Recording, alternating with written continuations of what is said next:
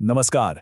हमारी आज की डिजिटल दुनिया को चलाने वाले कानूनों और सुरक्षा उपायों के इस विश्लेषण में सभी का स्वागत है।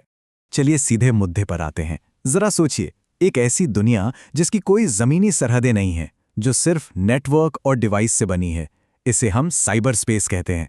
तो सबसे बड़ा सवाल यही उठता है कि इस नई बिना सरहदों वाली दुनिया में एक सुरक्षित समाज कैसे बनाया जाए। देखिए, कोई भी किला बनाने से पहले उस जमीन को समझना जरूरी होता है जिस पर वो बनेगा। तो सबसे पहले हम इस नए डिजिटल इलाके के नक्शे को समझेंगे। ठीक है, जमीन तो समझ ली। अब आता है हमारे किले के कंस्ट्रक्शन का अगला फेज, मतलब वो कानूनी नींव रखना जो इस सीमाहीन दुनिया पर राज करेगी। साइबर कानून के पीछे ना 3 बड़ी सोच काम करती हैं। पहली है सिद्धांतवादी, जो कहती है कि पुराने कानूनों को ही यहां लागू करो। दूसरी है सहमति आधारित, यानी वो नियम जिन्हें हम आई एग्री पर क्लिक करके मान लेते हैं। और तीसरी है यथार्थवादी सोच, जो टेक्नोलॉजी की हकीकत को देखकर नए कानून बनाती है।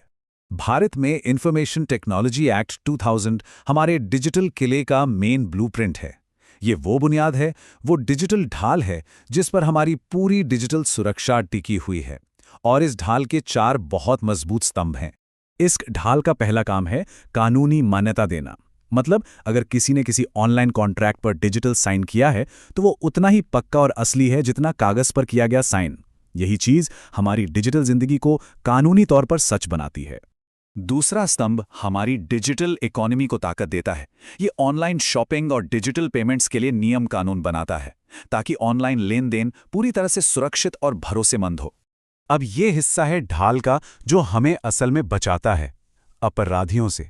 ये स्तंभ हैकिंग, फिशिंग और ऑनलाइन धोखाधड़ी जैसे साइबर क्राइम की परिभाषा तय करता है और उनके लिए सजा की। एक तरह से ये डिजिटल दुनिया का क्रिमिनल कोड है। और आखिरी चौथा स्तंभ ये पूरे सिस्टम को चलाने के लिए एक ढांचा तैयार करता है। ये उन अथॉरिटीज को बनाता है जो डिजिटल सिग्नेचर सर्टिफिकेट जारी करती हैं और झगड़ों को निपटाने के लिए एक पूरा सिस्टम तैयार करता है, ताकि कानून सिर्फ बने नहीं बल्कि सही से लागू भी हों। तो कानून की नींव तो रख दी, पर किले को दीवारों की भी तो जरूरत होती है ना? चलिए अब उन टेक्निकल टूल्स को देखते हैं जो हमारी डिजिटल दुनिया की हिफाजत करते हैं। क्रिप्टोग्राफी को एक डिजिटल कवच समझिए जो हमारे डेटा को बचाता है। ये 2 तरह की होती है। एक है सिमेट्रिक, जहां एक ही चाबी से ताला लगता भी है और खुलता भी है, ये तेज होती है। दूसरी है एसिमेट्रिक, जहां 2 चाबियां होती हैं, एक पब्लिक और एक प्राइवेट, जो इसे कहीं ज्यादा सुरक्षित बनाती है, भले ही थोड़ी धीमी हो। ये काम कैसे करता है? सोचिए, पब्लिक की एक तरह का पोस्ट बॉक्स है जिसमें कोई भी मैसेज डाल सकता है, लेकिन उस बॉक्स को खोलकर मैसेज पढ़ सिर्फ वही सकता है जिसके पास उसकी प्राइवेट चाबी हो। इससे मैसेज सीक्रेट भी रहता है और ये भी पक्का हो जाता है कि वो सही इंसान तक पहुंचा है। सिक्योरिटी की एक और लेयर है बौद्धिक संपदा कानून, यानी इंटेलेक्चुअल प्रॉपर्टी लॉ। ये हमारे किले के अंदर की कीमती चीजों, मतलब डिजिटल क्रिएशंस की रक्षा करते हैं। जैसे कॉपीराइट से किसी का सॉफ्टवेयर कोड सुरक्षित रहता है, ट्रेडमार्क से किसी ऐप का लोगो और पेटेंट से कोई नई टेक्नोलॉजी या एल्गोरिथम। और अब बात करते हैं ब्लॉकचेन के। इसे लेन देन के लिए एक हाईटेक तिजोरी की तरह समझिए। ये डिसेंट्रलाइज्ड है, मतलब इसे कोई एक कंपनी या बैंक कंट्रोल नहीं करता। ये एक ऐसी जादुई बही खाते की तरह है जो किसी एक जगह नहीं बल्कि हजारों कंप्यूटरों पर बटा हुआ है। इसी वजह से इसमें कोई भी हेरफेर करना लगभग नामुमकिन है। अब किला है, दीवारें हैं, तो निगरानी के लिए मीनारे और इंसाफ के लिए अदालतें भी तो चाहिए। अब हम देखेंगे कि खतरों को पहचाना कैसे जाता है और झगड़ों को सुलझाया कैसे जाता है। तो देखिए, खतरे कई तरह के हैं। ये शुरू होते हैं डेटा और सिस्टम पर हमलों से, जैसे हैकिंग। फिर ये पर्सनल हो जाते हैं, जैसे किसी की पहचान चुराना।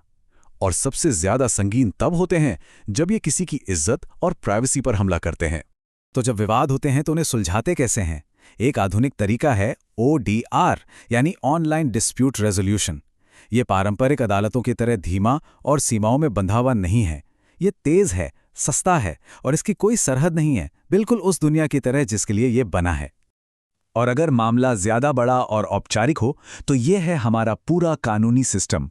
मामले की शुरुआत न्याय निर्णायक अधिकारियों से होती है और फिर ये साइबर अपीलियन न्यायाधिकरण हाई कोर्ट से होते हुए देश की सबसे बड़ी अदालत यानी सुप्रीम कोर्ट तक पहुंच सकता है। तो हमने अपने किले के सारे हिस्से देख लिए।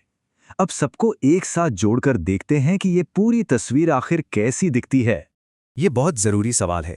क्या सिर्फ बेहतर टेक्नोलॉजी से काम चल जाएगा या फिर बात इससे कहीं ज़्यादा बड़ी है?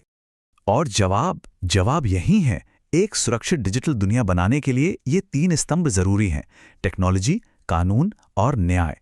और सबसे अहम बात यह है कि ये तीनों अकेले काम नहीं कर सकते। टेक्नोलॉजी हमें सुरक्षा देती है, कानून हमें नियम देता है और न्याय व्यवस्था उन नियमों को लागू करती है। एक के बिना दूसरा अधूरा है। और इसी सोच के साथ हम आज का ये विश्लेषण खत्म करते हैं। हमारा डिजिटल किला तैयार तो है, पर एक बात याद रखने वाली है, साइबर सुरक्षा कोई ऐसी चीज नहीं है जो एक बार बना दी और काम खत्म। ये एक लगातार चलने वाली प्रक्रिया है। दुश्मन हमेशा नए और ज्यादा चालाक होते रहेंगे, इसलिए हमें भी अपनी दीवारों को हमेशा और ज्यादा मजबूत करते रहना होगा।